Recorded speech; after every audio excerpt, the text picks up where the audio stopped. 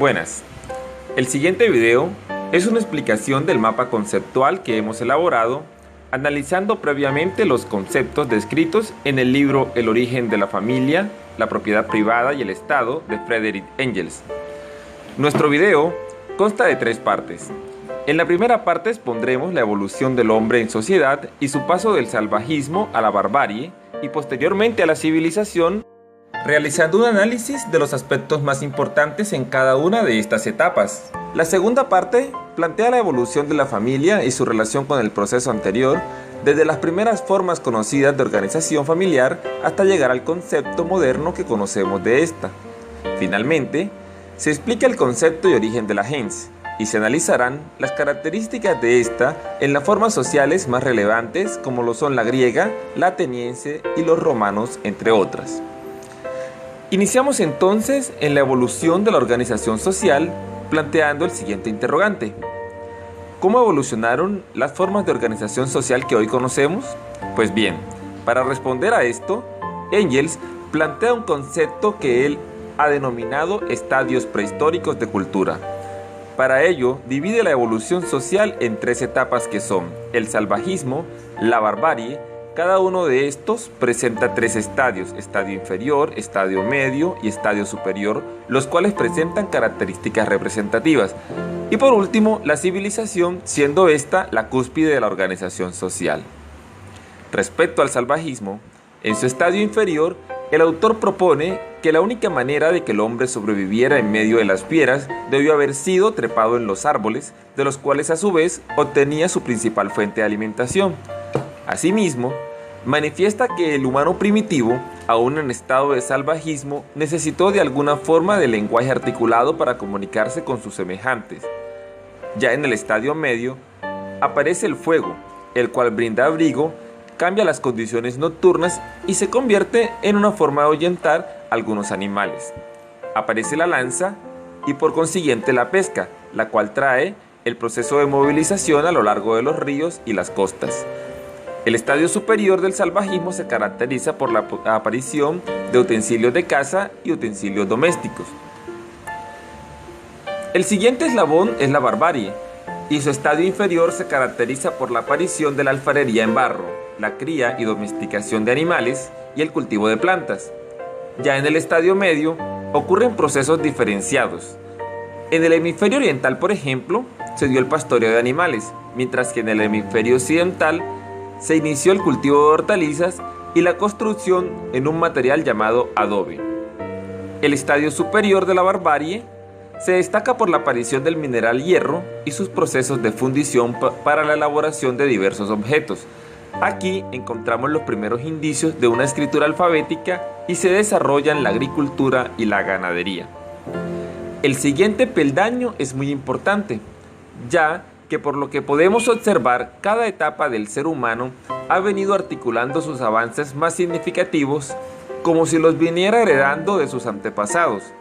Y ahora que pasa a la civilización, esta se destaca por la modernización de los procesos añadidos a la evolución y la aparición de una organización social.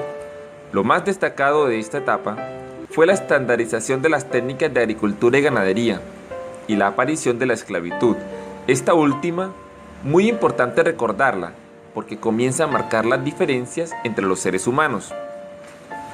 Ahora comienza la segunda fase de nuestra exposición y consiste en explicar cómo evolucionó la familia a lo largo de la historia, partiendo del proceso de evolución anterior, teniendo en cuenta que para que la población creciera debieron haberse reproducido los seres humanos y de alguna manera comenzó a gestarse lo que hoy conocemos como familia.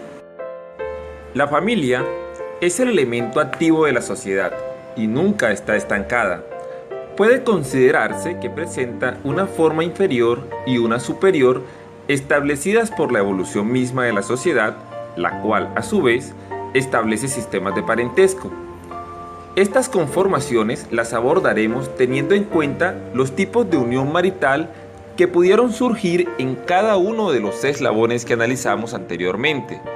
Y dicho análisis nos ayudará a establecer los diferentes tipos de familia que se pudieron conformar, eso sí, que no son especulaciones nuestras, debido a que todo está basado en las proposiciones del autor y estas son basadas en un arduo estudio de investigación.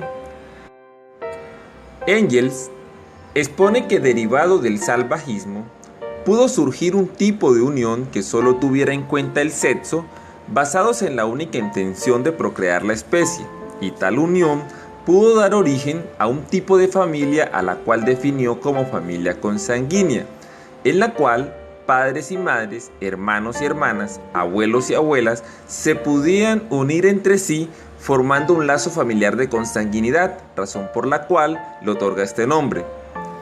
Expulsando al hijo del comercio sexual en un estadio más avanzado del salvajismo se pudieron originar los matrimonios por grupos, dando origen a otro tipo diferente de familia llamada Punalva, de la cual el autor expresa que aún se encuentra vigente en la Polinesia y en algunas partes de Hawái. Esta familia se caracteriza por tener un orden en el que los maridos son compartidos por grupos de hermanas cercanas o lejanas, menos las propias hermanas. Se establece la descendencia por línea materna y se establece la institución de la gens como base del orden social. En la barbarie encontramos una sociedad más evolucionada, la cual establece la unión conyugal como una de sus costumbres, pero aún es ocasional la poligamia. El autor manifiesta que de allí se deriva un tipo de familia denominada simbiásmica, la cual se caracteriza por una estricta fidelidad por parte de la mujer y la idea de que los hijos pertenecen a la madre.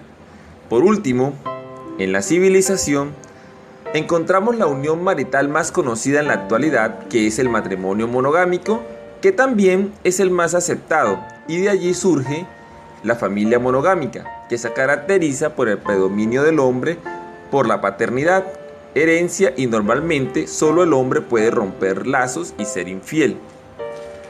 Pues bien, hasta aquí hemos visto cómo evolucionó la sociedad y cómo esta evolución dio origen a diversas formas de uniones entre seres humanos y por supuesto a diversas familias, hasta llegar a la familia que actualmente conocemos. Ahora bien, al estar conformada la familia, esta debía estar establecida en unas condiciones especiales para su desarrollo. Comenzamos entonces a estructurar el concepto de propiedad y desde la familia Punalva se comenzó a oír hablar de la gens. Veamos entonces en qué consiste esa gens. El término gens proviene de los romanos y define al conjunto de familias en la antigua Roma que descendían de un antepasado común y llevaban el mismo nombre, y por lo tanto podemos entenderla como una descendencia que de manera organizada pretendía consigo a lo largo del tiempo llevar no solo lazos de sangre, sino además derechos, posiciones y propiedades, y aquí ya se establece el concepto de propiedad privada. Pasemos a analizar entonces las características de esta gens en algunas de las sociedades presentes en la época. Por ejemplo, tenemos la gens iroquesa, y añade el autor que la forma americana es la forma original de la gens. Manifiesta que su poderío se deshizo por la baja codicia y el robo de la propiedad común, y posterior a esto inauguraron la nueva sociedad civilizada. Por otro lado, tenemos la gens griega. En su conformación, la autoridad permanente era el consejo. La asamblea era del pueblo llamado agora y contaba con un jefe militar conocido como Basileus. Seguimos con la gens ateniense. La constitución ateniense estaba basada en la asamblea del pueblo, consejo del pueblo Basileus. El suelo ya estaba repartido y era propiedad privada en lo que correspondía a la producción mercantil y al comercio de mercancías. También tenemos la gens y la conformación del Estado en Roma, que presentaba las siguientes características. En primer lugar, el derecho hereditario era recíproco de los gentiles, la posesión de un lugar de sepultura común, las solemnidades religiosas comunes, la obligación de no casarse dentro de la gens, los puestos se obtienen por elección y hay una auténtica constitución de Estado basada en la división territorial y la diferencia de fortuna.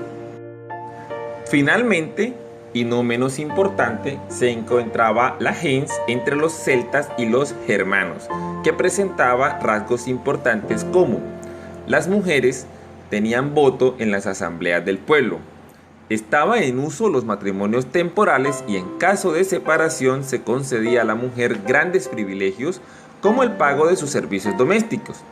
En la herencia no se hacía distinción entre hijos legítimos y naturales.